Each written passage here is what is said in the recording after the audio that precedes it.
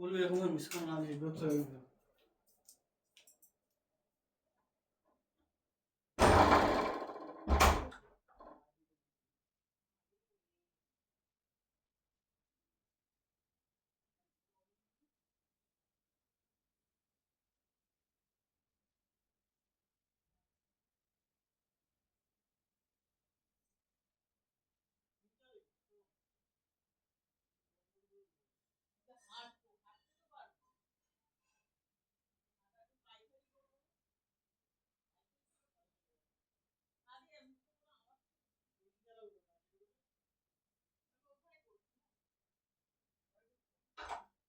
AC না চালানোর মধ্যে কিছু হাইব্রিড করে দেবে।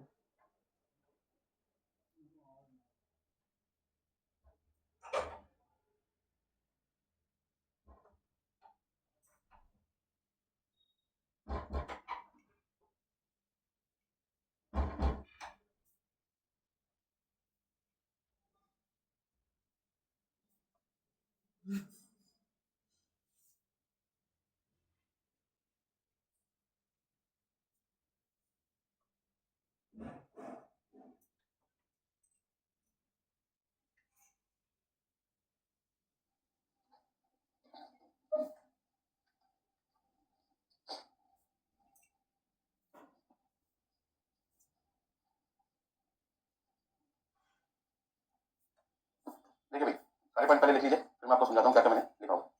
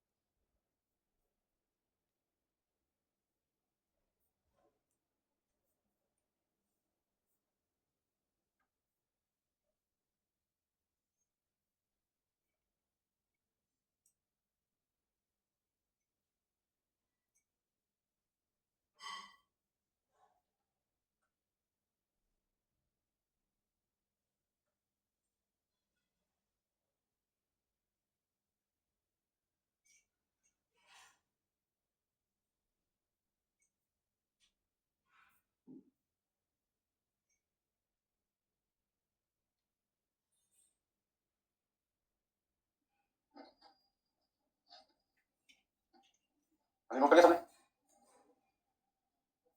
तो आज की क्लास में हम शुरू करने जा रहे हैं मटेरियल कॉस्टिंग चैप्टर, जो कि एग्जाम के लिए वेरी वेरी इंपॉर्टेंट है। मटेरियल कॉस्टिंग चैप्टर शुरू करने से पहले हमने सबसे पहले कहा किसी भी गुड्स को प्रोड्यूस करने के लिए हम दो तरीके की कॉस्टिंग करते हैं, डायरेक्ट और इनडायरेक्ट। डायरेक्ट का मतलब क्या बताया था मैंने आपको? डायरेक्ट का मतलब है कि कोई भी खर्चा करते टाइम यदि आपको पता चल जाए कि ये खर्चा 1 मिनट बनाने में कितना लगा और पता लगाने में बहुत कम मेहनत लगी, बहुत कम समय लगा, आसानी से पता लग जाए, तो कौन सी कॉस्ट है? डायरेक्ट कॉस्ट है। और यदि कॉस्ट इनकम करने के बाद 1 मिनट बनाने में कितने पैसे लगे इसे जानने में आपको समय लग जाए, कौन सी कॉस्ट है आपकी? इनडायरेक्ट। डायरेक्ट में दो मेन पार्ट है, डायरेक्ट मटेरियल, डायरेक्ट लेबर, और इनडायरेक्ट कॉस्ट में indirect material, indirect labour and indirect expenses. Direct material cost को निकालने के लिए जो टेक्निक कॉस्ट अकाउंटिंग यूज करते हैं उसका नाम क्या है? Material costing. लेबर कॉस्ट को निकालने के लिए जो टेक्निक यूज की जाती है लेबर कॉस्टिंग। ओवरहेड कॉस्ट को निकालने के लिए जो टेक्निक यूज की जाती है ओवरहेड कॉस्टिंग। ये सारी की सारी कॉस्टिंग टेक्निक कौन यूज कर रहे हैं? कॉस्ट अकाउंटेंट, मतलब cost and management accountant, CMA. और जनरली सीएमए जो काम करते हैं वो कौन से बेसिस पे करते हैं? एस्टिमेटेड बेसिस पे। ऐसा क्यों? क्योंकि इनको जो कंप्यूटेशन का काम किया जाता है वो प्रोडक्शन अभी हुई नहीं है, या प्रोडक्शन का काम अभी कंप्लीट नहीं हुआ, या तो प्रोडक्शन का काम होने से पहले पहले या भी शुरू होने से पहले पूछ लेते हैं इनसे, क्योंकि आपके हिसाब से आप बताइए जो गुड्स बनाना चाहते हैं उसको बनाने में मटेरियल का खर्चा कितना होगा, लेबर कॉस्ट कितनी लगेगी, इनडायरेक्ट कॉस्ट कितनी लगेगी, कितनी लगेगी, मतलब कि अभी खर्चा हुआ नहीं है, पूछ रहे हैं कितना खर्चा होगा। तो ऐसे में आपको अपना आंसर कौन से बेसिस पे देना होगा? एस्टिमेटेड बेसिस पे। ठीक है सबने? तो जैसे हमने कहा गुड्स को बनाने में मटेरियल 200, लेबर 50 रुपए और ओवरहेड कॉस्ट है 80 रुपए। यदि तीनों को हम प्लस कर देंगे तो हमारी टोटल कॉस्ट आ जाएगी 330 रुपए। और मैन्युफैक्चर चाहते हैं कि यदि हम अपने प्रोडक्ट की सेलिंग प्राइस कस्टमर को बताना चाहते हैं तो टोटल कॉस्ट निकालने के बाद जितना प्रॉफिट कॉस्ट अकाउंटेंट और मैन्युफैक्चर कॉस्ट अकाउंटेंट को बताएंगे उतना प्रॉफिट जोड़ने के बाद आप कस्टमर को क्या बता सकते हैं? सेलिंग प्राइस बता सकते हैं।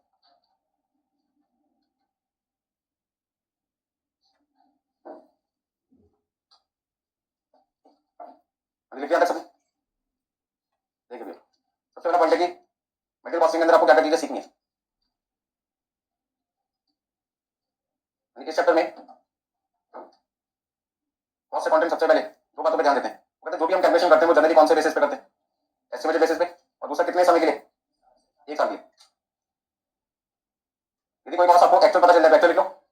अगर जब हमने कॉस्ट अकाउंटेंट से पूछा कि आप हमें बताइए 10,000 यूनिट बनाने में मटेरियल कितने रुपए का लगेगा, तो 10,000 यूनिट बनाते टाइम यदि मटेरियल को एक्चुअल कॉस्ट पता चल जाए तो एस्टिमेशन की जरूरत नहीं, वही अमाउंट लिख देंगे। ठीक है ना? और यदि उनको नहीं पता कितनी कॉस्ट एक्चुअल थी तो फिर आप एस्टिमेशन करना पड़ेगा। दूसरा हम जो अपना कैलकुलेशन करते हैं कितने समय के लिए करते हैं? 1 साल के लिए। और इस चैप्टर में क्या क्या आपको पॉइंट्स पढ़ने हैं, कौन कौन से टॉपिक आपको कवर करने हैं यहाँ पर, वो भी नोट करिए। एक आपको निकालना है यहाँ पे टोटल मटेरियल कॉस्ट, दूसरा आपको निकालना है economic order quantity, EO. Economic order quantity का मतलब वो क्वांटिटी जो मटेरियल की खरीदने के बाद हमारी टोटल कॉस्ट मटेरियल की क्या हो जाएगी? कम हो जाएगी। तो मटेरियल कितना खरीदा जाए एक बार में सप्लायर से, तो वो क्वांटिटी जो सप्लायर से खरीदने के बाद हमारी टोटल मटेरियल कॉस्ट हो जाती है, कम हो जाती है। तो उस क्वांटिटी को जिसके खरीदने से मटेरियल कॉस्ट को कम किया जा सकता है उस क्वांटिटी को हमने क्या नाम दे दिया? Economic order quantity, EO. Next आपके पास में स्टॉक वैल्यूएशन। स्टॉक वैल्यूएशन का मतलब है यहाँ पे हमें किसकी वैल्यू निकालनी है? Closing stock of raw material. ठीक है जी? Stock levels.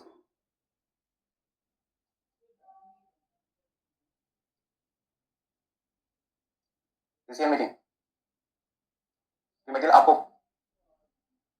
बना बनाया खरीदना चाहिए या मटेरियल खुद ही प्रोड्यूस कर लेना चाहिए। जैसे मान लीजिए सपोज करते हैं आप पेन बना रहे हैं, तो इस पेन को बनाने के लिए आपको प्लास्टिक की जरूरत पड़ेगी। प्लास्टिक का बना बनाया खरीदना चाहते हैं, प्लास्टिक भी खुद बनाना चाहते हैं।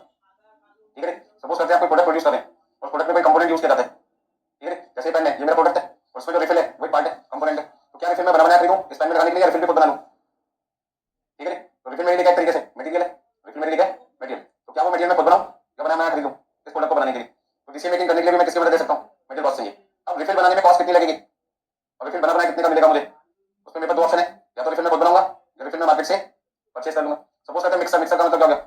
मिक्सी जैसे कहते थे, उसमें जो ब्लेड लगता है जैसे किसी भी चीज को हमें क्रश करना है, वो ब्लेड मेरे लिए क्या है? कंपोनेंट है, और मिक्सर मेरे लिए क्या है? प्रोडक्ट है। तो उस प्रोडक्ट को बनाने में जो ब्लेड है वो अब तक मैं बाहर से खरीदा करता था। अब सोचो ब्लेड खुद बनाऊं या ना बनाऊं।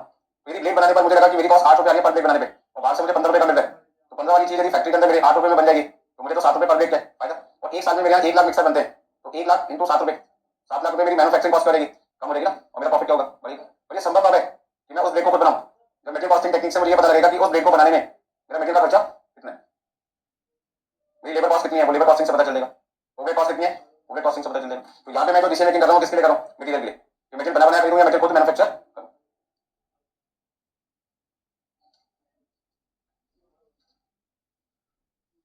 ठीक है? तो एक आपके पास है टोटल मटेरियल कॉस्ट, दूसरा आपके पास क्या है? यूक्यू, तीसरा आपके पास क्या है? स्टॉक वैल्यूएशन, चौथा स्टॉक लेवल, पांचवा डिसीजन मेकिंग हो गया आपके पास क्वेश्चन में। अच्छा यहाँ पे एक नया कॉन्सेप्ट भी आता है कि जो क्वांटिटी आपको यहाँ खरीदनी होती है जिसको आप कहते हैं इकोनॉमिक ऑर्डर क्वांटिटी, उसमें हम अपनी कॉस्ट को दो पार्ट में डिवाइड कर देते हैं। एक होती है रेलेवेंट कॉस्ट और दूसरी आपके पास होती है इररिलेवेंट कॉस्ट। जैसे जैसे पॉइंट आते रहेंगे वैसे वैसे पॉइंट को डिस्कस करते रहेंगे। तो आज की क्लास का अब तो पहला मेन पॉइंट है चैप्टर का, वो है आपका computation of total material cost. Total material cost निकालने का मतलब है जो मैं मटेरियल फिनिश गुड्स को बनाने में यूज करूंगा वो मुझे मटेरियल कितने रुपए का लगाना पड़ेगा। जैसे अभी आपने यहाँ पे एग्जांपल लिया था कि फिनिश गुड्स को बनाने में मेरी टोटल कॉस्ट आ गई 330 रुपए, जिसमें मटेरियल कॉस्ट कितनी है 200। तो ये 200 रुपए मटेरियल कॉस्ट को निकालने के लिए जो टेक्निक आपको यूज करनी है उसका नाम क्या है मटेरियल कॉस्टिंग। तो मटेरियल कॉस्टिंग वो टेक्निक है जहां से हम पता लगा सकते हैं कि फिनिश गुड्स को बनाने के लिए आपका जो मटेरियल यूज किया जा रहा है वो कितने रुपए का लगा। तो मटेरियल कॉस्ट निकालने के लिए सबसे पहले आपको कौन सी कॉस्ट निकालनी पड़ेगी, परचेजिंग कॉस्ट। किसकी, रॉ मटेरियल। अच्छा, रॉ मटेरियल को खरीदने के लिए हमें सप्लाई को क्या करना पड़ता है, इंटीमेट करना पड़ता है, उसको बताना पड़ता है समय से पहले कि भैया हमें इस दिन इतना मटेरियल चाहिए। तो सप्लाई को कैसे पता चलेगा आपको कोई चीज चाहिए, जब आप उसको फोन करोगे या फिर हमारा कोई एम्प्लॉय उसके पास जाएगा और वहां कुछ पैसे एडवांस देंगे और कुछ लेटर हेड पे हमारी कंपनी के लिख के देंगे कि इतनी क्वांटिटी इस दिन हमें इस रेट पर आपसे चाहिए, ताकि पैसे देने के टाइम पे कोई डिस्प्यूट हमारे और सप्लाई के बीच में ना। यदि किसी से कोई सामान खरीद रहे हो तो पहले क्वांटिटी उसका प्राइस दोनों क्या होना चाहिए, फिक्स होना चाहिए, ताकि डिलीवरी के टाइम पे जब आप गुड्स रिसीव कर रहे हैं तो क्वांटिटी ना तो कम होनी चाहिए, ना उसकी क्वालिटी में कोई डिफेक्ट होना चाहिए, ना उसके साइज में कोई चेंज आना चाहिए, ना उसके प्राइस में कोई फ्लक्चुएशन होना चाहिए। यदि इनमें से कोई भी वेरिएशन आता है तो आपका सप्लायर के साथ में रिलेशन कर सकता है, बिगड़ा सकता है। तो इन प्रॉब्लम को दूर करने के लिए हम पहले क्या करते हैं, ऑर्डरिंग कॉस्ट सिंगल करते हैं।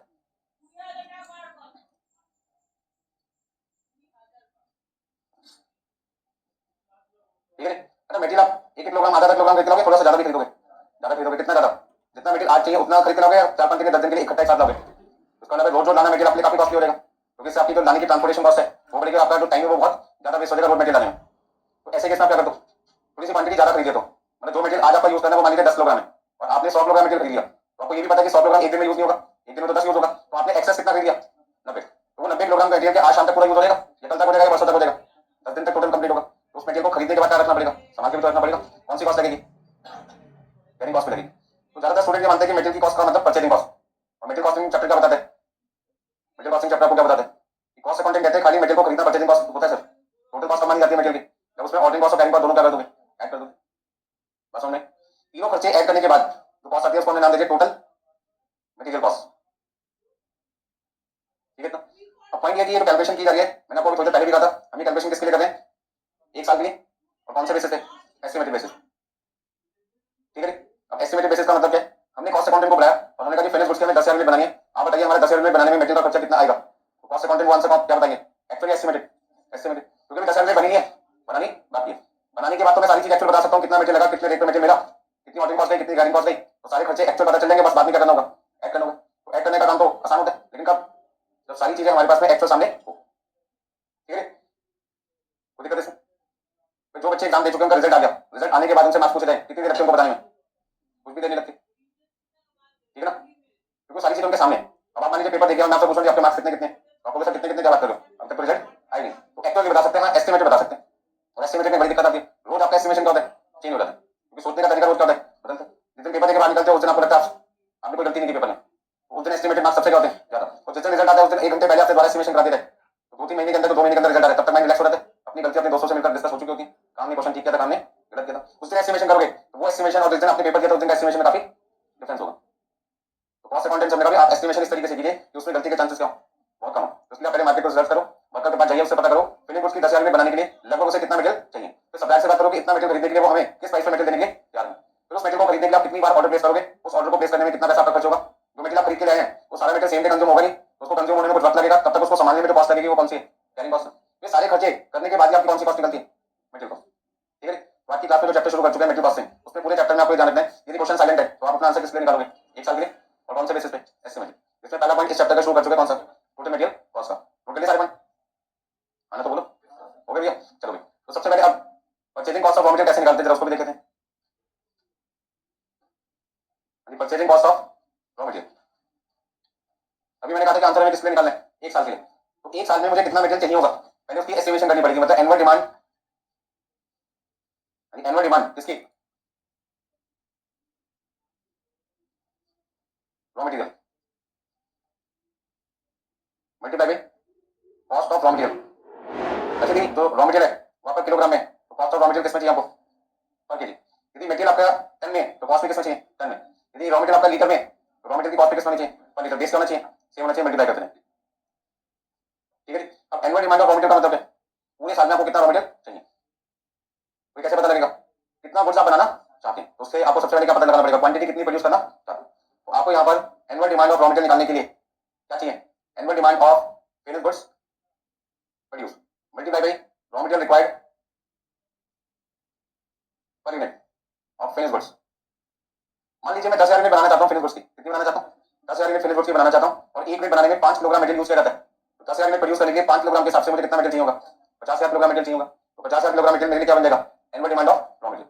अब 1 किलोग्राम मुझे 10 रुपए का मिलता है मटेरियल, तो 50,000 किलोग्राम मटेरियल 10 रुपए के हिसाब से कितने का मिला, 5 लाख का मिलेगा।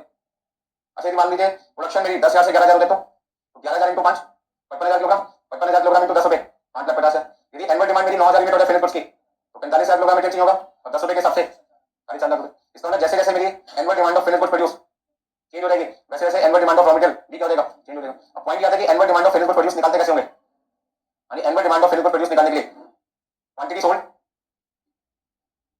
ठीक है, plus closing stock of finished goods minus opening stock of finished goods. यदि क्वेश्चन में आपको क्वांटिटी सोल्ड, ओपनिंग और क्लोजिंग स्टॉक देगा फिनिश्ड गुड्स का, तो पता लगा सकते हैं कितनी क्वांटिटी आपको पूरे साल में बनानी है, ठीक है। तो क्वांटिटी सोल्ड हमें कौन बता देंगे, क्वांटिटी सोल्ड की इन्फॉर्मेशन हमें किससे मिलती है, मार्केटिंग डिपार्टमेंट से, मतलब सेल्स मैनेजर से। यानी सेल्स मैनेजर हमें बताएंगे किसकी जानकारी, क्वांटिटी सोल्ड की, और इसके वो क्या बनाते हैं, सेल्स बजट। और सेल्स बजट की जानकारी आपको कौन से चैप्टर में मिलती है, बजटरी कंट्रोल चैप्टर में, ठीक है। तो सेल्स मैनेजर सेल बजट बनाकर हमें किसकी जानकारी देते हैं, क्वांटिटी सोल्ड की। फॉर एग्जांपल क्वांटिटी सोल्ड आपके पास में है 9,000 यूनिट, क्वांटिटी सोल्ड कितना है 9,000, मतलब कितनी क्वांटिटी हमें बेचनी है पूरे साल में, इसका एस्टिमेशन सेल्स मैनेजर कर चुके हैं। अच्छा 9,000 यूनिट हमें पूरे साल में बेचनी है, पहला पॉइंट। दूसरा जो क्वांटिटी हम बेच चुके हैं 9,000, मतलब जो 9,000 यूनिट हमें बेचनी है, उसके अलावा हम अपने पास क्लोजिंग स्टॉक कितना मेंटेन करना चाहते हैं, मान लीजिए 2,000, और पहले से कितना फिनिश्ड गुड्स हमारे पास में पड़ा हुआ था, कितना फिनिश्ड गुड्स हमारे पास पड़ा हुआ है, मान लीजिए 1,500 यूनिट पहले से फिनिश्ड गुड्स की हमारे पास में बनी बनाई है। तो उसका मतलब आज मुझे कितनी क्वांटिटी बनानी पड़ेगी, ताकि ड्यूरिंग द ईयर मैं 9,000 यूनिट कस्टमर को बेच भी सकूं, और बेचने के बाद मेरे पास कितना बच जाए 2,000। तो यदि 9,000 बेचना है 2,000 बचाना है, तो टोटल पूरे साल में मुझे कितना चाहिए 11,000, और 11 में से पहले से कितना मेरे पास 1,500, कितना रहेगा 9,500। तो उसमें 9,500 मुझे क्वांटिटी क्या करनी होगी, ड्यूरिंग द ईयर प्रोड्यूस करनी पड़ेगी, ठीक है। तो छोटे छोटे पॉइंट्स हैं जो आपको सारे समझने पड़ेंगे। लोगों को लगता है बड़ा आसान होता है कॉस्टिंग, ऐसा नहीं है, बहुत सारी चीजें आपको पढ़नी पड़ती है। तो छोटी सी मेटेरियल कॉस्ट को निकालने के लिए पहले आपको किसकी जरूरत पड़ेगी, फिनिश्ड गुड्स की क्वांटिटी। फिनिश्ड गुड्स की क्वांटिटी यदि क्वेश्चन में दे रखी है तो बहुत आसान हो गया, नहीं दे रखी तो आपको इस फॉर्मूले से क्या करना होगा, निकालना पड़ेगा। तो पहला पॉइंट, रॉ मटेरियल जो आप खरीदने जा रहे हैं उसके लिए आपको क्या चाहिए, annual demand of raw material, ठीक है। मल्टीप्लाई किससे करोगे, कॉस्ट ऑफ रॉ मटेरियल पर किलोग्राम। यदि एनुअल डिमांड क्वेश्चन में दे रखा है तो यहीं पे आपका काम खत्म हो गया। नहीं दे रखा तो annual demand of raw material निकालने के लिए annual demand of finished goods produce को raw material required per unit से क्या करना होगा, मल्टीप्लाई। अच्छा यदि annual demand of finished goods produce दे रखा है तो फिर annual demand of raw material यहीं पे निकल जाएगा, और यदि annual demand of finished goods produce नहीं दे रखा तो फिर आपको निकालना पड़ेगा।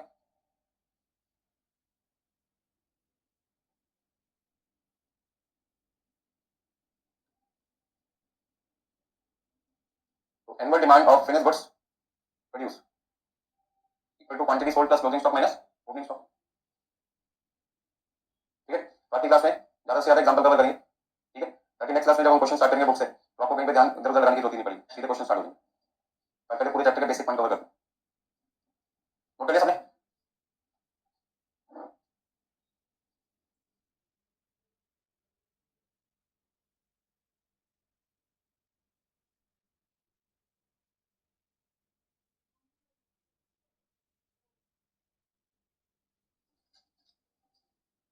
देखिए भाई example number 1, annual demand of finished goods आपको देखिए मान लीजिए क्वेश्चन में 10,000 में 1 unit of finished goods required, finished goods की 1 यूनिट बनाने में हमें कितना मटेरियल चाहिए, 5 kilogram of raw material. Cost of raw material पर किलोग्राम आपके पास में है ₹50। Find annual purchasing cost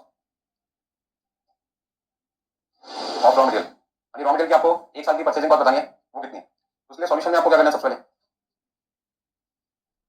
annual purchasing cost, ABC का मतलब एनुअल परचेजिंग कॉस्ट किसकी, रॉ मटेरियल की। अच्छा यहाँ तो हमने शॉर्टकट लिख दिया, हमने शॉर्ट फॉर्म लिख लिया, एग्जाम में कुछ नहीं लिखना, पूरा पूरा लिखना है एनुअल परचेजिंग कॉस्ट, यदि पूरे नंबर चाहिए कम से कम गुजारा जाए हम लिखें, कम से बात चलेगी। Annual purchasing cost of raw material equal to आपका फॉर्मूला क्या बनेगा, annual demand of raw material into cost of raw material per kg. तो सबसे पहले आप ये बताइए पूरे साल में कितना रॉ मटेरियल चाहिए, अब इसके लिए लिखोगे annual demand of raw material equal to annual demand of finished goods multiply by raw material required per unit. Finish goods की एक यूनिट बनाने में कितना मटेरियल चाहिए ये आपको पता लगाना पड़ेगा। तो मैंने देखा भी पूरे साल में फिनिश गुड्स की डिमांड कितनी है 10,000, ठीक है 10,000 यूनिट है और एक यूनिट बनाने में मटेरियल कितना चाहिए 5 किलोग्राम। तो सर पूरे साल में मुझे मटेरियल 10,000 यूनिट बनाने के लिए कितना चाहिए 50,000 किलोग्राम। और यदि 50,000 किलोग्राम मटेरियल मुझे खरीदना है एक साल के लिए और 1 किलोग्राम मटेरियल सप्लायर मुझे कितने रुपए में देने को तैयार है 15 रुपए पर केजी। उसका मतलब कितना हो गया 7,50,000। तो 7,50,000 रुपए तो मैं सिर्फ सप्लायर को किस बात के दूंगा जो मटेरियल मैंने उससे खरीदा। फिर उसको ऑर्डर करने के पैसे अलग लगेंगे और उसको संभाल के रखने के पैसे अलग लगेंगे, ठीक है।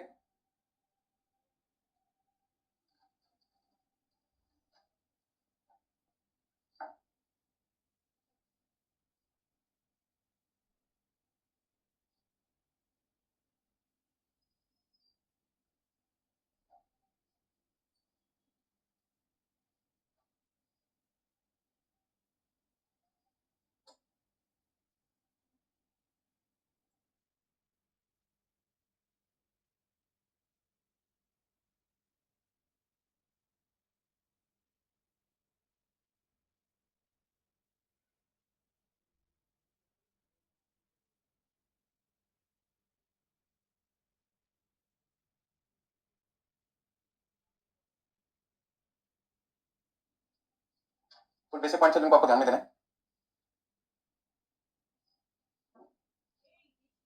तो जब भी आपको मटेरियल कॉस्ट निकालनी है ध्यान रखना डिमांड किसकी होनी चाहिए रॉ मटेरियल की फिनिश गुड्स की। रॉ मटेरियल की यदि रॉ मटेरियल की डिमांड दे रखी है तो रॉ मटेरियल लेंगे और यदि फिनिश गुड्स की डिमांड दे रखी है तो उसको पहले किसमें कन्वर्ट करना है रॉ मटेरियल में। तो आज का पहला जो पॉइंट आपको समझना वो क्या है डिमांड आपको किसकी चाहिए रॉ मटेरियल की है तो बहुत अच्छी बात है नहीं है तो निकालनी पड़ेगी।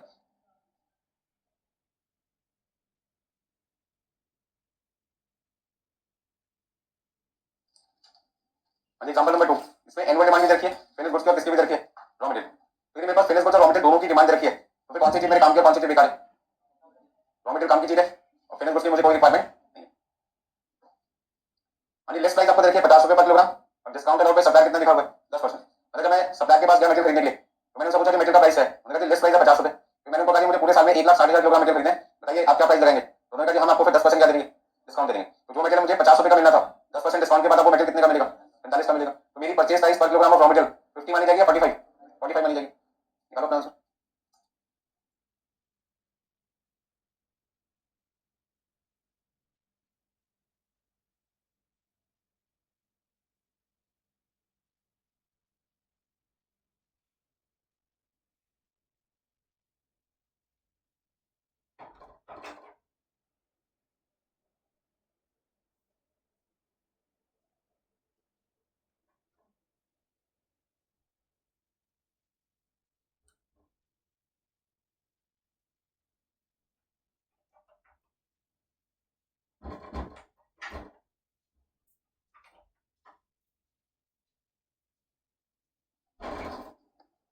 गलत आंसर आपने।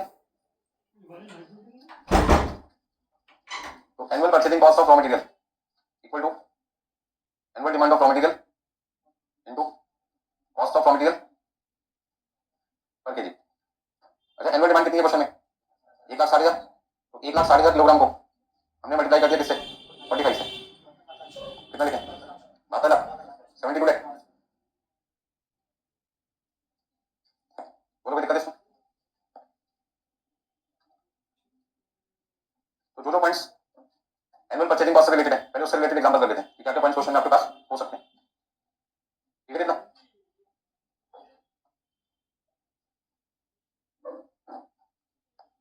अभी देखिए नेक्स्ट एग्जांपल एग्जांपल नंबर 3। इस एग्जांपल में आपके लिए क्या करना है पॉइंट आगे इस बार देखा क्वांटिटी सोल्ड ओपनिंग और क्लोजिंग स्टॉक किसका फिनिश गुड्स का। आपको एक आइडिया लग जाएगा कि क्वेश्चन को कैसे शुरू करना है। सबसे पहले क्या निकालना पड़ेगा क्वांटिटी प्रोड्यूस निकालना पड़ेगा और क्वांटिटी प्रोड्यूस को मल्टीप्लाई करना पड़ेगा raw material required per unit से। तो आपके पास क्या आएगा annual demand of raw material फिर उसको पर किलोग्राम से क्या कर दोगे मल्टीप्लाई कर दोगे। तो एग्जांपल नंबर 3 में सबसे पहले क्या क्या चीजें रखी हैं वो पढ़ लेते हैं। क्वांटिटी सोल्ड है एक साल की 10,000 यूनिट ओपनिंग स्टॉक है 2,000 क्लोजिंग कितने 3। मतलब हमें लगता है कि पूरे साल में हमारी क्वांटिटी कितनी मिल जाएगी 10,000 और कितना स्टॉक हमें मेंटेन करना है 3,000। तो टोटल मुझे चाहिए 13 और 13 में से पुराना गुड्स कितना ओपनिंग कितना है 2। तो उसका ना ड्यूरिंग द डे मुझे कितनी क्वांटिटी बनानी है 11,000।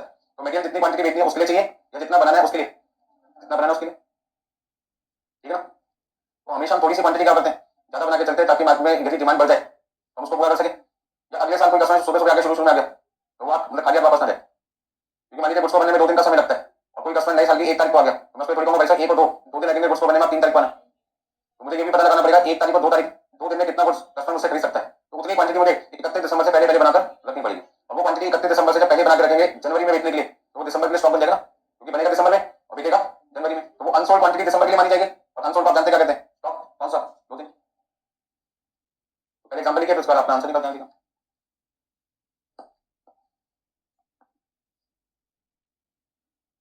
पॉइंट लिखा 2.5 minutes of finish goods required 20 kilogram of material. क्या मतलब इसका, कहते हैं फिनिश गुड्स की 2.5 मिनट्स बनाने में आपको मटेरियल की रिक्वायरमेंट कितनी है, 20 किलोग्राम। तो यदि 2.5 मिनट को बनाने में 20 किलोग्राम मटेरियल लगता है, तो 1 मिनट बनाने में मटेरियल कितना लगता होगा। तो सबसे पहले आपको यहाँ पे कुछ वर्किंग नोट बनाने चाहिए। पहला वर्किंग नोट आपके लिए क्या बनेगा, क्वांटिटी प्रोड्यूस, क्या फॉर्मूला लिखा था आपको, quantity sold plus quantity of closing stock किसका, फिनिश गुड्स का, minus quantity of opening stock किसका, फिनिश गुड्स का। अच्छा क्वांटिटी सोल्ड कितनी है, 10,000 यूनिट, क्लोजिंग 3 और ओपनिंग कितना है 2। इसमें ड्यूरिंग द ईयर आपको कितनी क्वांटिटी प्रोड्यूस करनी है, 11,000।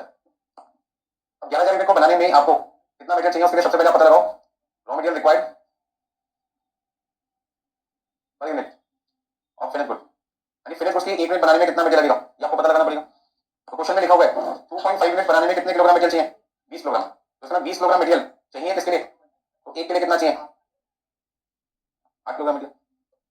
अच्छा 10 किलोग्राम मटेरियल क्या लिखा है, कॉस्ट ऑफ रॉ मटेरियल पर 10 किलोग्राम इक्वल टू कितना है, 200। तो यहाँ पे फिर आपको cost of raw material per KG भी निकालना पड़ेगा। तो क्वेश्चन में क्या लिखा हुआ है, 200 रुपए का मटेरियल आप खरीद के लाते हैं कितने किलोग्राम, आप ऐसे कह सकते हैं 10 किलोग्राम मटेरियल आपने खरीदा कितने में, 200 में, तो 1 किलोग्राम मटेरियल आपको कितने का मिलेगा, फिर 20 रुपए में। अब अपना आंसर निकालो। तो कोई भी चीज एग्जाम में आपको सही मार्क्स, पूरे मार्क्स तभी दिलाएगा जब आप हर एक चीज उसका लिख के आओगे। बहुत सारे स्टूडेंट ये सारी चीजें मन में कर लेते हैं, तो फिर एग्जामिनर के मार्क्स भी कहाँ रह जाते हैं, चेक करते हैं, मन में रहते हैं, दे नहीं पाते आपको। वो कहते बच्चे ने कुछ लिखा ही नहीं, सबको देख देख के लिख दिया पड़ोसी से, तो मार्क्स पड़ोसी को देंगे ना। तो आपको यदि पूरे नंबर चाहिए ध्यान रखना पड़ेगा सारी चीजों का। तो सबसे पहले आपको ये पता लगाना पड़ेगा कितनी क्वांटिटी आपको बनानी है, मैंने कहा 11,000 बनानी है। फिर 1 मिनट बनाने में कितना मटेरियल चाहिए, 8 किलोग्राम। तो 11,000 यूनिट बनाने के लिए 8 किलोग्राम के हिसाब से मेरी टोटल रिक्वायरमेंट कितनी है, 88,000 किलोग्राम। और 88,000 किलोग्राम मटेरियल 20 रुपए के हिसाब से कितने का आएगा, मल्टीप्लाई करना पड़ेगा। क्या कहते हो, 17,60,000, 17,60,000 टोटल सबने करो फटाफट से।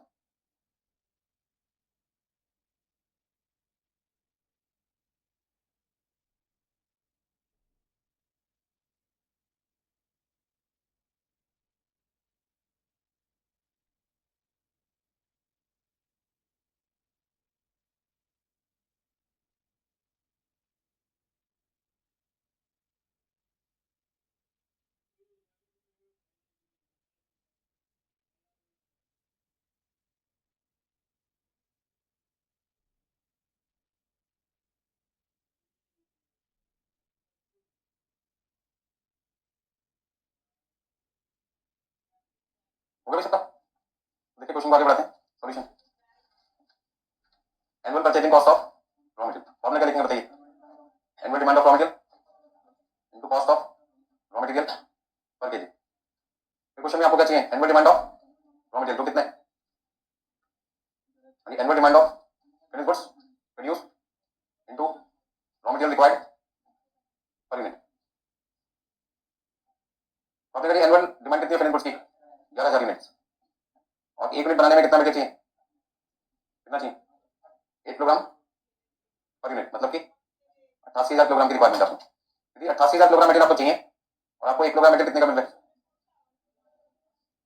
तो आपको टोटल मटेरियल कितने रुपए का खरीदना पड़ेगा। अच्छा क्या जरूरी है कि किसी गुड्स को बनाने में एक ही मटेरियल लगे, एक से ज्यादा भी हो सकते हैं। जैसे मैंगो शेक बनाते तो मैंगो की भी रिक्वायरमेंट होती है, मिल्क भी चाहिए होता है आपको, ठीक है ना। तो दोनों चीजें चाहिए ना, दोनों ही आपके लिए मटेरियल, खाली मैंगो भी नहीं दे सकते, खाली मिल्क भी नहीं दे सकते कस्टमर को। कस्टमर को क्या चाहिए, मैंगो शेक चाहिए, मतलब शेक कभी बनेगा जब उसको लिक्विड डाला जाए। यदि पानी डाल के दे दिया जाए तो स्वाद नहीं आएगा, गाढ़ा नहीं बन पाएगा ना, तो हमें सॉलिड भी चाहिए थोड़ा सा।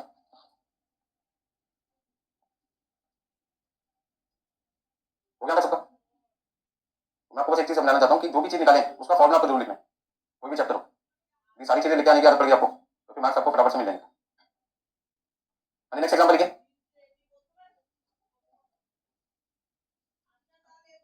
Example number 4।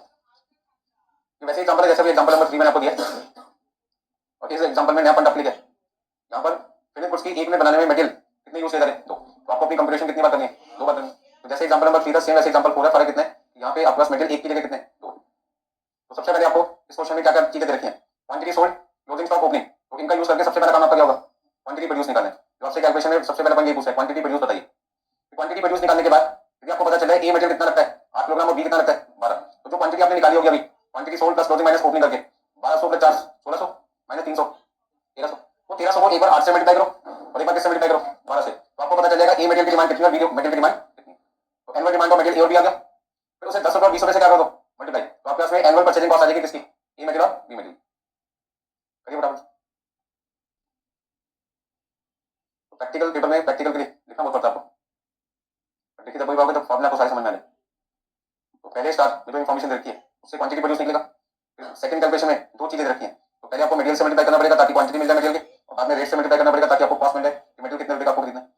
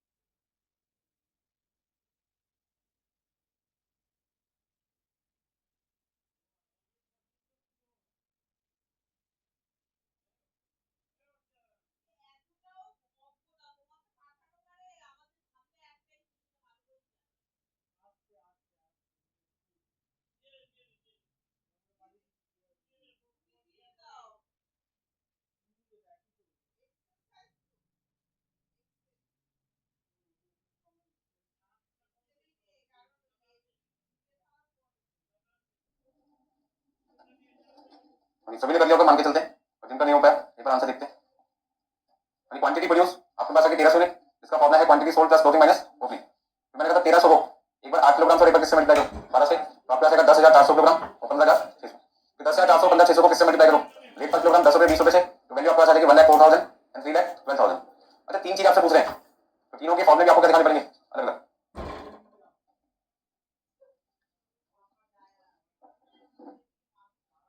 Total making cost में पहली कॉस्ट कौन सी होती है, परचेजिंग कॉस्ट, जिसमें हमने काफी सारे एग्जांपल कर दिए। नेक्स्ट पॉइंट आपका है ऑर्डरिंग कॉस्ट। ऑर्डरिंग कॉस्ट का मतलब है जब किसी मटेरियल को खरीदने जाते हैं तो खरीदने के लिए आपको क्या करना पड़ता है, खर्चा करना पड़ता है ऑर्डर प्लेस करने के लिए। तो कौन कौन से खर्चे आपको ऑर्डर प्लेस करते टाइम करने पड़ सकते हैं, एक तो ट्रांसपोर्टेशन कॉस्ट होगी उस पर्सन की जो पर्सन सप्लायर के पास जाएंगे और वापस आएंगे। मान लीजिए सपोज करते हैं मुझे ऐसे 50,000 पेन खरीदने, तो पेन मैं यूज कर रहा हूँ, तो 50,000 को खरीदने के लिए मुझे किसी न किसी सप्लायर के पास जाना पड़ेगा। तो सप्लायर से मुझे बातचीत करनी, मैंने फोन पे की मुझे उससे खरीदना है, बट वो कहते हैं कि भैया आप हमें अपने लेटर पे लिख के भेजिए कि आपको इतना सामान खरीदना है। कल को हमने आपके लिए बना दिया और आपसे ऑलरेडी बात कर दिया, बाद में आपने मना कर दिया, तो हमारा तो पैसा ब्लॉक हो जाएगा ना गुड बनाने में। तो काम कीजिए अपनी कंपनी के अपने बिजनेस के लेटर हेड में लिख के दीजिए कि आपको कितनी क्वांटिटी चाहिए, ठीक है, और साथ में वो हमें हैंडओवर भी करो। तो हमने क्या किया अपने एम्प्लॉय को कहा कि कंपनी के लेटर पे लिखो 50,000 क्वांटिटी इस रेट पर इस सप्लायर से हमें खरीदनी है। तो क्या वो काम ऑटोमेटिकली हो जाएगा, बोलते हैं वो करेगा भी, कोई करेगा। तो लेटर हेड पे अपने आप टाइप हो जाएगा या कंप्यूटर ऑपरेटर उसको टाइप करेगा या अकाउंटिंग डिपार्टमेंट में जो भी कंसर्न पर्सन है वो टाइप करेगा। तो जो भी पर्सन उसको टाइप करेगा, मान लीजिए उसको 15 मिनट लगे सारे काम करने में, तो जो कंप्यूटर ऑपरेटर था उसकी 1 घंटे के जो वेजेस थी 100 रुपए थी, कितनी थी, कितना टाइम लगाया उसने 15 मिनट लगाया। तो इसका मतलब 100 रुपए थी 1 घंटे के, तो 15 मिनट का मतलब 1/4, 1 घंटे में 60 मिनट होते ना, तो 15 मिनट की कितनी कॉस्ट होगी 25 रुपए। तो हम ये कहेंगे कि उस लेटर हेड पे जो भी चीजें आपको टाइप करवानी थी उसमें टाइपिंग की ऑपरेटिंग कॉस्ट कितनी होगी ऑपरेटर की 25 रुपए, ठीक है। दूसरा ये तो हमने ऑपरेटर को पैसे दिए, कंप्यूटर भी तो यूज हुआ, प्रिंटर भी यूज हुआ, पैसे लगेंगे नहीं लगेंगे, फ्री में काम हो जाएगा सब कुछ। तो मान लीजिए 10 रुपए वो भी लग गए आपके, तो 25 और 10 35। फिर हमने पर्सन को बुलाया, मैंने कहा आराम से काम करो, सप्लायर के पास जाओ और जाके हमारा नाम देना, उस पर एनवलप पकड़ा देना। वो कहता जी कहाँ जाना, मैंने कहा जी नेहरू जाना है, तो कहता जी जाने के 50 रुपए आने के 50 रुपए, ओके। तो ऑर्डर प्लेस करने में कितने पैसे लगे, ऑर्डर लगे तो 25 और 10 3500 135 बस समझ में। उसका मतलब क्या हुआ, अच्छा जब हमने ऑर्डर प्लेस कर दिया तो फिर हमारे पास क्या था, सामान भी आता है, उसको क्या करना पड़ता है, चेक भी करना पड़ता है, इंस्पेक्शन भी करना पड़ता है कि जो ऑर्डर हमने प्लेस किया है जिस साइज का जिस कलर का जिस शेप का जिस डिजाइन का, क्या सप्लायर ने वो सारी चीजें जो हमने मांगी थी वो दिया नहीं दिया। यदि बिना चेक करके सामान ले लोगे तो उससे दिक्कत क्या आती है कि जब मटेरियल को फिनिश गुड बनाने में इस्तेमाल करोगे तो वहाँ पे यदि मटेरियल वैसा नहीं मिला जैसा आपको चाहिए तो आपकी प्रोडक्शन कुछ देर के लिए क्या होगी, रुक जाएगी, बंद हो जाएगी। तो बंद होने से नुकसान क्या होगा, एक तो कस्टमर को डिलीवर नहीं कर पाओगे टाइम पे, और उतनी देर जितनी देर के लिए सामान नहीं बना था आपकी फैक्ट्री में, आपका फैक्ट्री का रेंट, सुपरवाइजर की सैलरी सब बेकार जाएगी, क्योंकि वो तो पैसे आपको समय भी देने पड़ेंगे, चाहे वो काम करें या काम ना करें, तो पैसे बेकार चलेंगे ना। काम करते तो वसूल भी कर सकते थे, तो बिना काम करे किसी को पैसा दें तो नुकसान होता है ना, ठीक है ना। ठीक उसी तरीके से जैसे आप घर पे मान लीजिए होम ट्यूशन बाहर करते थे, टीचर आगे मान लीजिए 5 बजे शाम के, आपने 5 बजे का टाइम दिया, 6 बजे वो एग्जैक्ट चले जाते हैं, और आप कभी भी 5 बजे एग्जैक्ट पढ़ना शुरू नहीं करते थे। 5 बजे टीचर आता था तब तो रईस कॉपी पेन पेंसिल ढूंढना चालू करते थे, और जानबूझ के कहीं ना कहीं छुपा देते थे, पता नहीं था काम पे रखा, लेकिन नाटक ऐसा करते थे कि पता नहीं काम पे हमारा पेन मिल गया तो रिफिल नहीं मिलता था उसमें। हर रोज की आदत थी आपकी 10 मिनट खराब करने की, बात समझ लो। तो पैसे किसके जा रहे थे, 60 मिनट के, 1 घंटे वाला 60 मिनट, लेकिन आपने आउटपुट कितना दिया, 50 मिनट का, यदि 10 मिनट खराब कर दो तो 10 मिनट वेस्ट हो गए ना आपके, आपको लगा कि टीचर का 10 मिनट वेस्ट हो गया, हमका तो कुछ वेस्ट नहीं हुआ, तो 1 घंटे के पैसे लेके जा रहे हैं, नुकसान हर बार किसका था, आपका था। ठीक उसी तरीके से यदि मटेरियल टाइम पे नहीं मिला तो सुपरवाइजर तो आपसे पूरे दिन के पैसे लेके जा रहे हैं, बट आपने उससे काम केवल 6 घंटे करवाया, 2 घंटे मटेरियल ना होने की वजह से प्रोडक्शन क्या हो गई, रुक गई। तो जब 2 घंटे प्रोडक्शन नहीं होगी तो सुपरवाइजर 2 घंटे पर काम चेक ही नहीं करेगा, क्योंकि काम चेक करने के लिए कुछ हो गई। तो ये सारी चीजें रोकने के लिए हमें क्या करना पड़ता है, अपने मटेरियल को खरीदने के बाद रिसीव करते टाइम इंस्पेक्शन भी करना चाहिए, चेक भी करना चाहिए। आज की डेट में आप देखते हो जब ऑनलाइन सामान खरीदते हैं तो आपको रिसीव करते टाइम चेक करना चाहिए, क्योंकि एक बार उन्होंने डिलीवर कर दिया और आपने पेपर पे साइन कर दिया और 2 क्वांटिटी कम निकली तो बाद में कहते हैं हमको जिम्मेदार नहीं। और आपने चेक नहीं किया तो गलती किसकी है, आपकी। तो जहां पर भी आप लास्ट क्वांटिटी अलग अलग तरीके की खरीदते हैं वहां पे कुछ को रिसीव करते टाइम आपको चेक करना चाहिए कि जो चीज आपने मांगी है, जैसी मांगी है वैसे आपको मिली या नहीं मिली। सपोज कहते हैं शूज को पॉलिश करने के लिए आपको ब्राउन पॉलिश भी चाहिए, ब्लैक भी चाहिए थी, पर उसने दोनों कर दी ब्लैक। तो जिस दिन आपका ब्राउन शूज पहनने का नंबर है, पॉलिश करने के लिए टाइम आ गया, क्या करोगे, ब्लैक कर दोगे उस पर, अच्छा लगेगा, चमक आ जाएगी। तो उस समय आपका थोड़ा सा टाइम वेस्ट होगा, आपको मूड भी क्या हो सकता है खराब, क्योंकि ड्रेस के हिसाब से आपने शूज मैचिंग करके थे, अब वो सूट नहीं करना, ठीक है ना। तो क्रीम कलर पे आपको लगता है ब्राउन शूज ज्यादा चलेंगे as compare to black, dress तो आपने क्रीम शूज पहन के ब्लैक को गड़बड़ हो सकती है ना। किसकी गड़बड़ हुई, पॉलिश खरीदते टाइम आपने रिसीव करते टाइम चेक नहीं किया कि कलर सेम है या डिफरेंट है, थोड़ी सी लापरवाही बाद में कितनी दिक्कत करती है आपको, ठीक है। तो छोटे छोटे एग्जांपल आपको समझना जरूरी है। तो नेक्स्ट पॉइंट आपके पास है annual ordering cost of raw material. तो ऑर्डरिंग कॉस्ट का मतलब है रॉ मटेरियल को ऑर्डर करते टाइम जो भी आपने खर्चे किया या उसको यूज करने से पहले मतलब रिसीव करते टाइम जो भी खर्चे हैं सारे के सारे खर्चे क्या कर दो, ऐड कर दो। तो एनुअल ऑर्डरिंग कॉस्ट निकालने के लिए सबसे पहले आपको क्या पता लगाना है कि एक साल में आपको कितनी बार मटेरियल खरीदना है सप्लायर से, और एक ऑर्डर प्लेस करने का आपका खर्चा कितना आता है। तो एनुअल डिमांड को ऑर्डर क्वांटिटी से क्या कर दो, डिवाइड कर दो, तो आपको क्या मिलेगा, नंबर ऑफ ऑर्डर। इसको प्रैक्टिकली समझ लेते हैं। यदि पूरे साल में मुझे 10,000 किलोग्राम मटेरियल खरीदना है सप्लायर से, यानी सप्लायर से मैं कितना मटेरियल खरीदना चाहता हूँ 10,000, और मैंने प्लान कर रखा है कि मैं एक बार में सप्लायर से 2,000 किलोग्राम मटेरियल खरीद के लाऊंगा, तो उसका मुझे सप्लायर के पास कितनी बार जाना पड़ेगा, सप्लायर को कितनी बार ऑर्डर प्लेस करना होगा, 5 बार। अच्छा एक बार का खर्चा जैसे मैंने एग्जांपल दिया था 25 रुपए, 10 रुपए, 10 और 135 रुपए लग रहे थे, तो हर बार मेरा 135 रुपए खर्चा आएगा, 135 से क्या करना पड़ेगा, मल्टीप्लाई करना पड़ेगा। तो मेरी ऑर्डरिंग कॉस्ट कितनी आ जाएगी पूरे साल की, मैं कहूंगा कि एक साल में 5 बार जाना है और एक बार का खर्चा कितना है 135, तो 5 बार का खर्चा कितना देगा, बोलो भाई 675। अच्छा यदि मान लीजिए मैं 2,000 की जगह एक बार में 1,000 किलोग्राम मटेरियल खरीदना चाहता हूँ तो मैं सप्लायर के पास कितनी बार जाऊंगा, 10 बार जाऊंगा, तो खर्चा कितना देगा 1,350। अच्छा यदि सारा का सारा मटेरियल एक बार में खरीदूं तो फिर मुझे यहाँ पे ऑर्डर कितने प्लेस करने पड़ेंगे, एक, और मेरी कॉस्ट कितनी आएगी 135। क्या समझ में आपको, मुझे चीज समझ में आई। जैसे जैसे ऑर्डर क्वांटिटी आपकी रिड्यूस हो जाती है, ऑर्डर क्वांटिटी आपकी रिड्यूस हो जाती है, वैसे वैसे नंबर ऑफ ऑर्डर्स क्या रहते हैं, बढ़ जाते हैं। यदि मैं 1,000 क्वांटिटी खरीदता हूँ तो मेरे ऑर्डर कितने रहते हैं, 10 आ जाते हैं, और यदि मैं अपनी क्वांटिटी को 5,000 कर दूं तो मेरे नंबर ऑफ ऑर्डर्स कितने हो जाएंगे आपके, 2 लेंगे। तो जैसे मैंने क्वांटिटी को बढ़ाई मेरे नंबर ऑफ ऑर्डर्स क्या हो गए, कम हो गए। तो इसका इनवर्स रिलेशन है किसके बीच में, यानी इनवर्स रिलेशन है किसके बीच में, नंबर ऑफ ऑर्डर्स का किसके साथ में, ऑर्डर क्वांटिटी। तो एक तरफ लिखा मैंने ऑर्डर क्वांटिटी, एक तरफ मैंने लिखा नंबर ऑफ ऑर्डर्स, मैंने कहा इनके बीच में इनवर्स रिलेशन है। यदि ऑर्डर क्वांटिटी मेरी इंक्रीज होती है तो नंबर ऑफ ऑर्डर्स मेरे क्या होते हैं, डिक्रीज होते हैं। यदि ऑर्डर क्वांटिटी डिक्रीज होगी, कम क्वांटिटी में सप्लायर से खरीदूंगा तो मुझे बार बार खरीदना पड़ेगा, इससे मेरे नंबर ऑफ ऑर्डर्स क्या होंगे, बढ़ेंगे।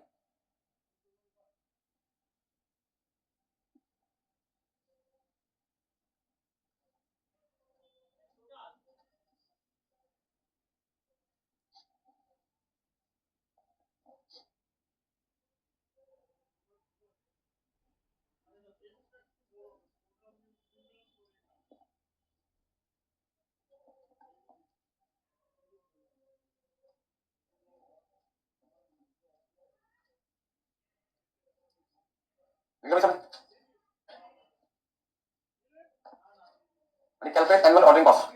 आपको एक साल की ऑर्डरिंग कॉस्ट निकालनी है जिसमें लिखा हुआ है एक ऑर्डर कितने रुपए का, 500 का।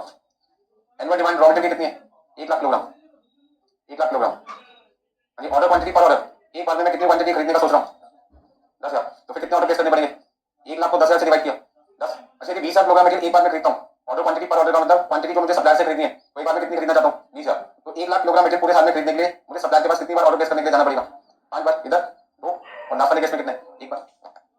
तो मुझे क्वेश्चन में एनुअल ऑर्डरिंग कॉस्ट बतानी है, इसलिए एनुअल ऑर्डरिंग कॉस्ट इसके बराबर है नंबर ऑफ ऑर्डर्स। तो नंबर ऑफ ऑर्डर्स हमने कैसे निकाला था, demand of raw material divided by order quantity, इससे नंबर ऑफ ऑर्डर्स मिलेंगे और लास्ट में फिर हमें क्या करना पड़ेगा, कॉस्ट पर ऑर्डर से मल्टीप्लाई कर दो। तो आपकी ऑर्डर क्वांटिटी कितनी है सबसे पहले, 10,000 किलोग्राम, फिर कितनी है 20,000 किलोग्राम, 50,000 किलोग्राम, और फिर कितने, फिर आपके पास एनुअल ऑर्डरिंग कॉस्ट जिसका फॉर्मूला ऑलरेडी लिख चुके हैं, एनुअल डिमांड 1 लाख,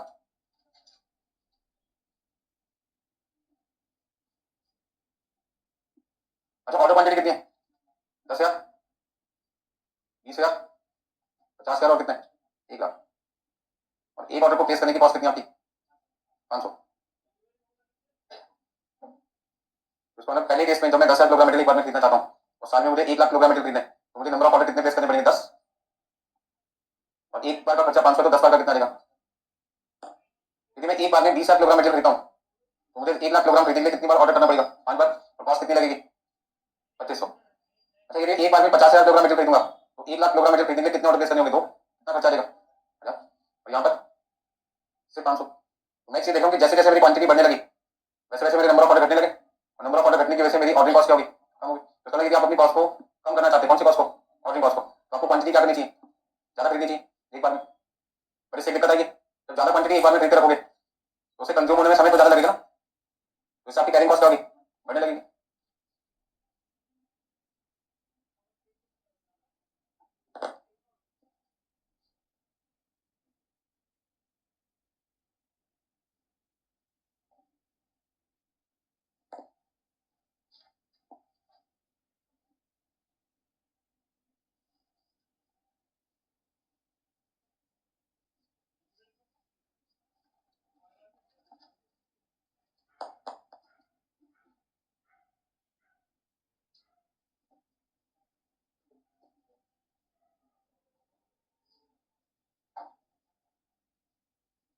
हो गया सबका,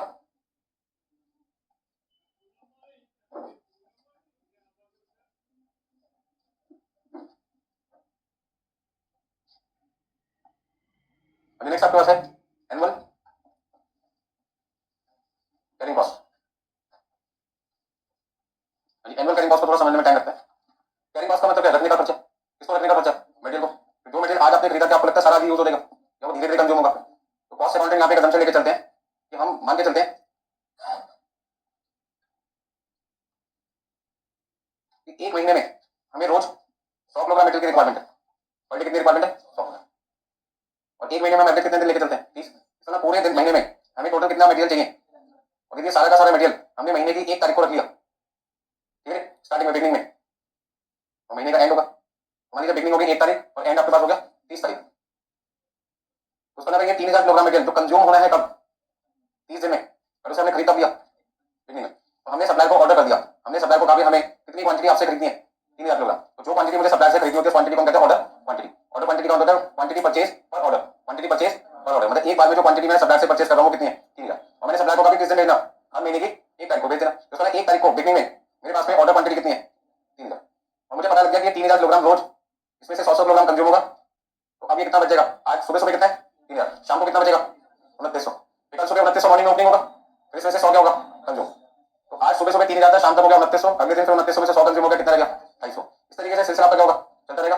आखिरी दिन महीने के आखिरी दिन सुबह सुबह सामान कितना होगा मेरे पास 100, 30 तारीख को 100 किलोग्राम मटेरियल कंज्यूम होने के बाद 30 तारीख को शाम को मटेरियल कितना बचेगा 0, क्योंकि यदि मैं रोज के लिए 100 किलोग्राम मटेरियल खरीदता हूँ तो 30 दिन में 100 किलोग्राम के हिसाब से कितना मटेरियल पूरा पूरा कंज्यूम होगा 3,000। लेकिन मुझे डर भी है, यदि सप्लाई ने मुझे 1 तारीख को मटेरियल सप्लाई नहीं किया, 2 तारीख को सप्लाई किया, तो कितने दिन मेरा प्रोडक्शन रुक जाएगा, 1 दिन का, 2 दिन मतलब 1 तारीख की जगह 4 तारीख को डिलीवर किया, तो 1 तारीख 2 तारीख 3 तारीख 3 दिन मटेरियल ना होने की वजह से प्रोडक्शन क्या होगा रुक जाएगा। तो उस डर को खत्म करने के लिए मैंने क्या किया, पहले से अपने पास कुछ मटेरियल एक्स्ट्रा खरीद के रखा हुआ था, ठीक है, उसका नाम हमने रख दिया सेफ्टी स्टॉक। क्या नाम रख दिया सेफ्टी स्टॉक, जिसको हम कह सकते हैं मिनिमम स्टॉक। मान लीजिए मिनिमम स्टॉक मैंने अपने पास कितने दिन का रखा हुआ है 5 दिन का रखा हुआ है, रोज का 100 चाहिए तो 5 दिन में कितना चाहिए होगा 500, तो मैंने कहा यदि सप्लायर ने आज नहीं दिया, कल देगा, कल नहीं देगा तो परसों, परसों नहीं तो और 1 दिन ले लेगा, तो ज्यादा से ज्यादा सप्लायर यदि डिले भी करेगा तो कितने दिन तक कर सकता हूँ, मुझे ऐसा लगता है 5 दिन। मतलब जिस सप्लायर से मैं मटेरियल खरीदता हूँ उसका पास रिकॉर्ड मैंने चेक कर लिया, उसने अभी तक उसको मतलब जब डिलीवर किया, जब भी उसने डिलीवर किया तो ज्यादा से ज्यादा उसने जो डिले किया वो 4 दिन किया, मैंने डिलीवर कर लिया 1 दिन एक्स्ट्रा ले लिया, इससे ज्यादा कभी दिक्कत होगी नहीं। अच्छा ये 500 किलोग्राम का मटेरियल मैंने अपने पास एक्स्ट्रा उठा के रखा हुआ है, ये कब कंज्यूम होगा, कब यूज होगा, यदि सप्लायर ने मटेरियल 1 तारीख की जगह कब देता 2 तारीख को देता, तो 1 दिन का मटेरियल 100 किलोग्राम इसमें से निकाल लेता। यदि सप्लायर ने 1 तारीख की जगह 3 तारीख को दिया होता तो 1 तारीख और 2 तारीख को दोनों तीन 100 किलोग्राम मटेरियल चाहिए होता तो वो 200 किलोग्राम मटेरियल किस तरह से निकाल लेता, 500 में निकाल लेता। बस समझ में आ रहा है? देखिए सप्लायर हर बार 1 तारीख को दे रहा है तो क्या ये 500 किलोग्राम मटेरियल यूज होगा, तो फिर ये मटेरियल क्या होगा, ऐसे कैसे ही बढ़ा देगा। तो सर बिगनिंग में मेरे पास मटेरियल कितना है, बिगनिंग में मेरे पास मटेरियल कितना है 3500 किलोग्राम।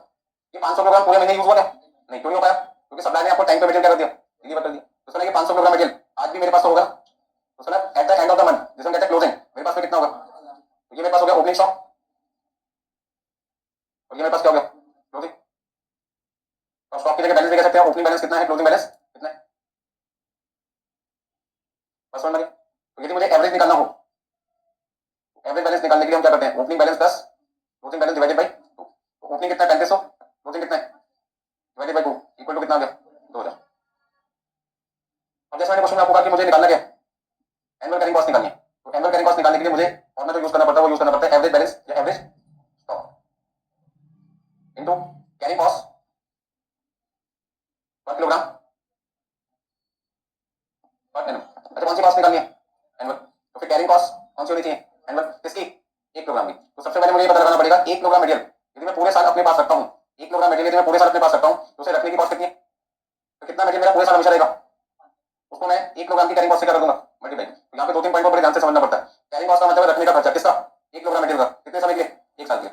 यदि 1 किलोग्राम मटेरियल 1 साल का रखने का खर्चा मान लीजिए मेरे पास आता है 4 रुपए, 1 साल 1 यूनिट को रखने का खर्चा कितना है 4, तो पूरे साल मेरे पास में मटेरियल कितना रहेगा एवरेज 2000 किलोग्राम। तो 2000 किलोग्राम को 4 रुपए से मल्टीप्लाई करूंगा कितना आएगा 8000।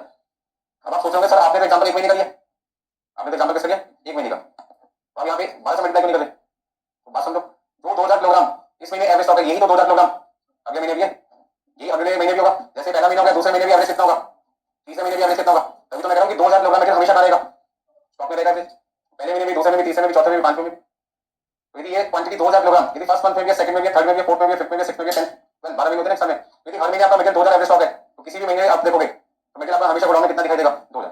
तभी तो मैं कह रहा हूं पूरे साल मटेरियल लगभग गोडाउन में हमेशा कितना रहता है 2000 रहता है।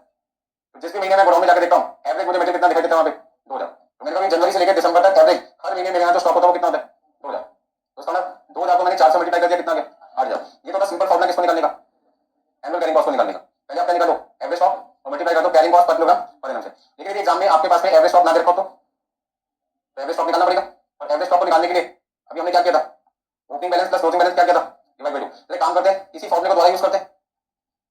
एवरेज स्टॉक को निकालने के लिए हमने क्या लिखा था, opening balance plus closing balance divided by 2। Opening balance कितना था 3500, क्लोजिंग कितना है 500। तो ओपनिंग है 3500, क्लोजिंग आपके पास है 5000 और 500 डिवाइड बाय 2 कितना आ गया आपके पास में 2000। अब मैं इसी 2000 को निकालने का आपको नया तरीका बताता हूं, ठीक है। 2000 को निकालने के लिए मैं क्या करना चाहता हूं, नया तरीका। अब नया तरीका क्या, मैं चाहता हूं कि 2000 किलोग्राम मेरा एवरेज बैलेंस भी आ जाए। इस तरीके से आ जाए कि क्वेश्चन में क्या चीजें यूज हो रहे हैं, एक तो ऑर्डर क्वांटिटी यूज हो रहे हैं और साथ में क्या यूज हो रहे हैं मिनिमम स्टॉक। तो मैंने इसके लिए क्या किया, मैंने 2000 का ब्रेकअप किया। मैंने कहा एवरेज स्टॉक इस समय है 2000 और 2000 बराबर होता है किसके 1500 प्लस 500 के। आपको कैसा 1000 1000 भी होता है, मैंने कहा बिल्कुल होता है, लेकिन मैं क्या देखना चाहता हूं 3000 और 500। तो यदि मैं 500 देखना चाहता हूं 2000 में तो पहले 2000 में से 500 अलग कर दिया, कितना आ गया 1500 और 500। फिर 1500 देखने का सपना मेरा पूरा होगा जब मैं 3000 को 2 से क्या कर दूं डिवाइड कर दूं और अलग से क्या लिख दूं 500। तो एवरेज स्टॉक को निकालने का अब एक नया तरीका क्या बना, 3000 क्या था, 3000 मेरी क्या था order quantity divided by 2 plus 500 क्या था मिनिमम स्टॉक, जिसका दूसरा नाम क्या लिख सकते हो सेफ्टी स्टॉक। आप एवरेज स्टॉक इस फॉर्मूले से भी निकाल सकते हो और एवरेज इससे भी। अब पॉइंट है कि हमें एग्जाम में कौन सा मेथड यूज करना पड़ता है। तो एवरेज स्टॉक निकालने के लिए जनरली ये फॉर्मूला एग्जाम में यूज नहीं होता, क्योंकि आपके पास जो डेटा गिवन होगा वो कौन सा होगा ऑर्डर क्वांटिटी और किस नाम से मिनिमम स्टॉक। अच्छा क्या हर कंपनी मिनिमम स्टॉक मेंटेन करती होगी, है ना, तो डिपेंड करता है क्या कंपनी अपना मिनिमम स्टॉक रखना चाहते हैं या नहीं रखना चाहते। अच्छा आपके एग्जाम्पल लेते हैं, आपको पता है आप यहाँ लक्ष्मी नगर में पढ़ने आ रहे हैं और आपका घर पे आने का यहाँ पे जो ट्रांसपोर्ट चार्ज है वो 40 रुपये आने का, सपोज करते हैं 40 रुपये वापस जाने का, कितना हो गया 80 रुपये। कई लोग गिन के 80 रुपये जाते हैं 10 के 8 तक भी, उन्हें तो 100 तो रखने ही नहीं, तो खर्चने 80 रुपये हैं तो बेकार में 20 रुपये एक्स्ट्रा पर्स में क्यों रखें, क्योंकि पर्स हो गया तो 20 रुपये तो हो सकते हैं। तो उस प्रॉब्लम से बचने के लिए मैंने कहा कि हमें कोई बैलेंस 20 रुपये रखने नहीं अपने पास। उसका मतलब क्या हुआ कि वो मिनिमम बैलेंस नहीं रखना चाहते, मिनिमम स्टॉक सेफ्टी स्टॉक नहीं रखना चाहते। अच्छा सेफ्टी का मतलब क्या था, वो यदि 20 30 40 रुपये 50 रुपये बस में एक्स्ट्रा रखते तो जिस बस में आते थे वो जिसमें उनका 40 रुपये किराया लग रहा था, यदि वो बस मान लीजिए आपकी छूट जाए, आप बस स्टैंड पे जब पहुंचे तो बस निकल गई 3 दिन में, तो दूसरी बस को आने में मान लीजिए आधे घंटे का टाइम लगता है, क्योंकि मॉर्निंग में नंबर ऑफ बसेस होती है कम होती है, रूट पे पैसेंजर कम होते हैं तो ट्रांसपोर्टर को लगता है कॉस्ट करेगी ज्यादा, रेवेन्यू क्या आएगा। अब दूसरी बस जो आनी थी वो आधे घंटे बाद आनी थी और आपको लगा मेरा आज एग्जाम है, तो क्या उस बस दो आधे घंटे बाद आएगी, वेट करते रहेंगे। यदि आप ऐसा करते हैं तो हो सकता है एग्जाम में आधे घंटे बाद पहुंचे। क्या आपको एक्स्ट्रा आधा घंटा मिलेगा कि बस निकल गई थी इसलिए हमें आधा घंटा एक्स्ट्रा दो, नहीं, क्या करोगे उस समय ऑब्वियसली ऐसा तरीका ढूंढोगे जो आपको जल्दी बता दो, उसके पैसे क्या लगेंगे आपके ज्यादा लगेंगे, वो ज्यादा पैसे कम खर्च कर पाओगे जब आपके पर्स में पॉकेट में एक्स्ट्रा पैसे होते हैं। तो मिनिमम स्टॉक को रखने की वजह से क्या होती है एक मैन्युफैक्चर रॉ मटेरियल का मिनिमम स्टॉक को मेंटेन करते हैं ताकि सप्लाई कभी भी टाइम पे मटेरियल डिलीवर ना करे, तो उस दिन हमारी फैक्ट्री में प्रोडक्शन ना रुके। और हमें क्या पता सप्लाई किस दिन तंग करेगा, या हमें क्या पता हमारी बस किस दिन छूटेगी, या पेपर वाले दिन बस छूटती थी नहीं, ये तो पहले किसी को पता नहीं था। कोई भी वजह हो सकती है, कभी भी हो सकती है, तो लाइफ में प्रॉब्लम कभी भी आ सकती है। ठीक है, तो आपको ध्यान रखना पड़ेगा कैरिंग कॉस्ट को निकालने के लिए हमें बस में कितने फॉर्मूले हो गए, तो हमें यहाँ पे लिखूंगा order quantity divided by 2 plus minimum stock. इस फॉर्मूले से जो क्वांटिटी निकलती है और जो ऊपर वाले फॉर्मूले से क्वांटिटी निकलती है, opening plus closing divide by 2, दोनों से आंसर क्या आते हैं, सेम आते हैं। चेक कर लो, यदि ऑर्डर क्वांटिटी 3000 किलोग्राम है तो 3000 को 2 से डिवाइड करो, कितना आता है 1500, और मिनिमम कितना है 500, कितना हो गया 1500 प्लस 500 2000। ऊपर वाले फॉर्मूले से भी कितना रहा, opening plus closing 3500 plus 500 divide by 2 2000। मुझे तो 2000 किलोग्राम चाहिए, किसी भी फॉर्मूले से मिल जाए, काम निकालना मेरे को अपना, ठीक है ना। घर से तुम जब क्लास में आ रहे थे तो तुम्हें ट्रांसपोर्ट के 100 रुपए चाहिए, तो 100 रुपए मांगते हो पेरेंट्स से, अब पापा दे मम्मी दे, काम निकलना चाहिए ना, किसी से भी मिलना चाहिए। ये थोड़ी कि पापा ने नहीं लेंगे इनसे, तो कल झगड़ा होगा आपको नहीं लूंगा इनसे, तो अपने नुकसान करो। पैसे लेते टाइम ये मत सोचो किससे लेते काम करो अपना, बाद में आगे देखेंगे, ठीक है ना। छोटे छोटे एग्जाम्पल को समझने की कोशिश कीजिए। तो यदि मुझे एवरेज स्टॉक चाहिए तो मैं किसी भी फॉर्मूले से निकाल सकता हूँ, इससे भी डिपेंड करता है कि हमारे पास जो इन्फॉर्मेशन दे रखी है वो कौन सी है, तो जो इन्फॉर्मेशन दे रखी है उससे काम निकालने करना हो गया सबका। तो 2 फॉर्मूले हो गया, इसमें से कोई भी यूज कर सकते हैं। कुछ लिखना है, लिखा सबने हो गया, इसमें से कुछ लिखना है। देखिए जो बच्चे दिल्ली शहर में पढ़ने आते हैं, जिनका घर दिल्ली में नहीं होता, दिल्ली में हॉस्टल में रहते हैं, ऐसे लोगों के मंथली पैसे आते हैं अकाउंट में, क्योंकि पेरेंट्स होते हैं उनके मंथली सैलरी आती है, तो हर महीने की 1 तारीख या 2 तारीख या 4 तारीख को उनके अकाउंट में क्या करते हैं, पैसे जमा करा देते हैं और बच्चे को कार्ड दे दिया जाता है कि जब भी पैसे गिरा दो एटीएम मशीन से क्या कर दो पैसे निकाल दो। अब यदि किसी महीने 1 तारीख को पैसे ना पाए तो बच्चा तो आपको पता कभी एक्स्ट्रा पैसे रखते नहीं अपने पास, उसको तो पता हर महीने की 1 तारीख को पैसे आ जाने, तो पिछले महीने की आखिरी दिन उसका पैसे बच भी गए वो बचाता नहीं है, पार्टी जरूर करता है दोस्तों के साथ, कल फिर से काफी सारा पैसे आने वाले, तो इस खुशी में आज सारे पैसे क्या कर दो खर्च कर दो। पता चला अगले दिन सुबह सुबह आपको पापा का एक मैसेज आ गया कि बेटा आज मैं आपके पैसे बैंक में जमा नहीं करा पाऊंगा, आज केवल 3 दिन तक नहीं करा पाऊंगा, ठीक है। पैसे अरेंज नहीं हो पाए तो 3 दिन तक अपने दोस्तों से लेकर काम चला देना, चौथे दिन आपके अकाउंट में आ जाएंगे और वो पैसे वापस कर देना। तो जिन दोस्तों के साथ कल आपको आपने पार्टी की थी, आपने जब सुबह सुबह उनको फोन किया तो सबने ये कहा हमारे पास भी पैसे खत्म हो गए, मतलब है सबके पास लेकिन मदद कोई नहीं करता। तो ऐसे में जब आप अपने घर से चले थे दिल्ली शहर में पढ़ने के लिए, तो मदद ने आपको अलग से 1000 रुपए का एक नोट, 500 के 2 नोट, तो 1000 दोगे ना, 500 के 2 नोट अलग से देंगे, ये कह कि फादर को कभी मत बताना आपको मैं अलग से 1000 रुपए देंगे, तो अगले महीने के पैसे आएंगे उसमें 1000 रुपए कर देंगे। तो ये तो 500 रुपए प्लस 500 का 1000 रुपए आपको मिले, तो माता आशीर्वाद हो गया ना। जो सुबह सुबह काम आ रहा है 1 तारीख 2 तारीख और 3 तारीख को, इसे कहते हैं minimum balance, minimum safety stock हो गया ना आपके लिए। यदि 1000 रुपए ना होते तो वास्तव में भीख मांगनी पड़ जाती आपको। अभी तो सर हम सुन रहे हैं, दोस्तों ने तो मना कर दिया सबने, पैसे नहीं है, रिश्तेदार कोई है नहीं यहाँ पे जिससे ले सके, कौन जाने के लिए पैसे नहीं बचे, तो वास्तव में रियलिटी में 3 दिन आपको एहसास हो जाएगा किस तरीके से जिंदगी दी जाती है, और सर्दियों का टाइम आपको पता चलेगा इसमें, ठीक है ना। तो जैसे लाइफ लोगों को दिया करते थे, यदि उस लाइफ खड़े हो जाए तो समझ लो कितना बुरा लगेगा आपको। तो ऐसा आपके साथ ना हो उसके लिए आपकी मदद ने अलग से कितने पैसे दे दिए आपको, 1000 रुपए दे नहीं, वो 1000 रुपए जो आपके काम आ रहे हैं आज, वो मिनिमम बैलेंस बता। जैसे ही फादर 4 तारीख को पैसे दें, समझदार लोग वही हैं जिन्होंने 3 दिन में जितने पैसे 1000 रुपए में से खर्च किए थे, वापस उतने पैसे तो 4 तारीख को फादर ने भेजोगे, उसमें से निकाल के क्या कर दो पूरा कर दो, मेंटेन रखो। यदि आपने ऐसा नहीं किया तो 2-4 महीने बाद वो 1000 रुपए मिले भी थे वो भी खत्म हो जाएंगे, कभी ना कभी तो प्रॉब्लम आती, कोई दिक्कत इसमें। तो मर्जी होती है लोगों की मिनिमम बैलेंस मतलब सेफ्टी स्टॉक रखें या ना रखें। तो यदि किसी क्वेश्चन में होगा तो आपको कंसीडर करना, नहीं होगा तो जीरो मान के क्वेश्चन को आगे बढ़ा देंगे, ठीक है सबने। तो नेक्स्ट एग्जांपल देखिए आपके पास में, मान लीजिए हमें क्वेश्चन में निकालना है calculate annual carrying cost. Annual carrying cost आपको निकालनी है जिसमें आपके पास में ऑर्डर क्वांटिटी आपको देखिए 10,000 किलोग्राम, ठीक है। मिनिमम स्टॉक आपके पास है 2,000 kilogram, carrying cost per kilogram per month आपको देखिए 20 पैसे 20 पैसे, ठीक है। अब आप अपना आंसर निकालना है, कैसे निकालेंगे। सॉल्यूशन में आपको सबसे पहले क्या ध्यान रखना है, फॉर्मूला लिखना है किसका, computation of annual carrying cost.